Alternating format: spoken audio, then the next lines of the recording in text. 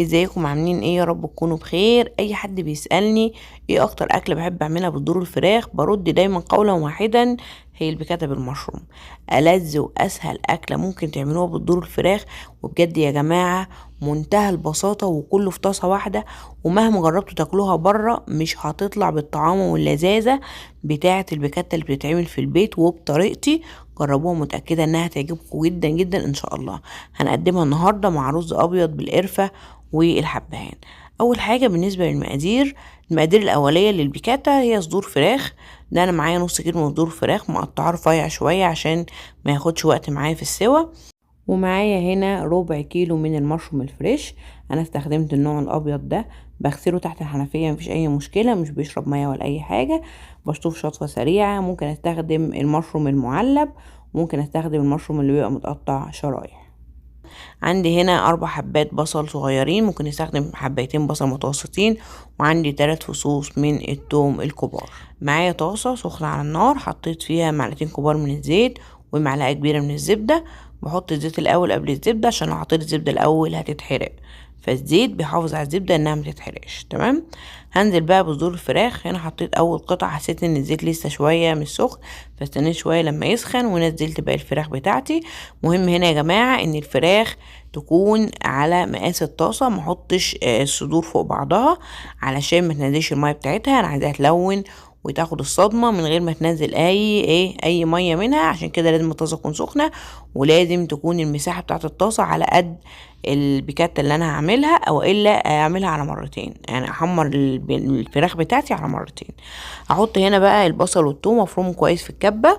حابه ان انا افرمهم ناعم عشان مش عايزه الملمس بتاعهم يبان. وده المشروم بتاعي. عايزه اقول لكم ان المشروم انا بغسله عادي جدا تحت الميه، مفيش اي مشكله، غسله سريعه كده ومش بيشرب ميه ولا اي حاجه. بقطعه بالطريقه اللي زي ما انتوا شفتوا، مش بشيل منه اي جزء.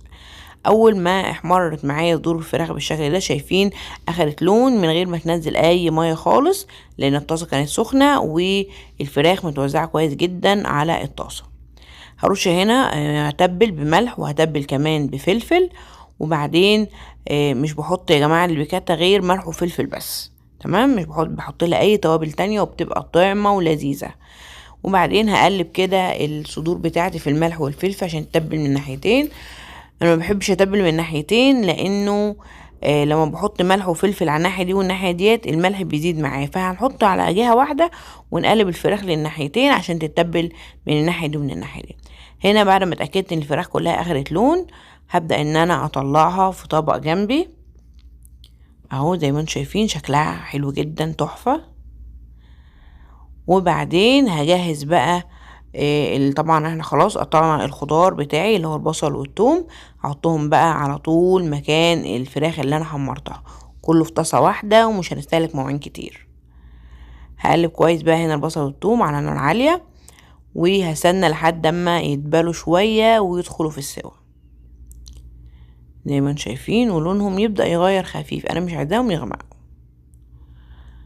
هنزل بقى هنا بالمشروم بتاعي الفريش اللي انا مقطعاه زي ما اتفقنا. ممكن استخدم نوع مجمد، ممكن استخدم المشروم متقطع جاهز، مفيش اي مشكله نهائي، بس طبعا الفريش بيبقى ليه طعم مميز طبعا بصراحه.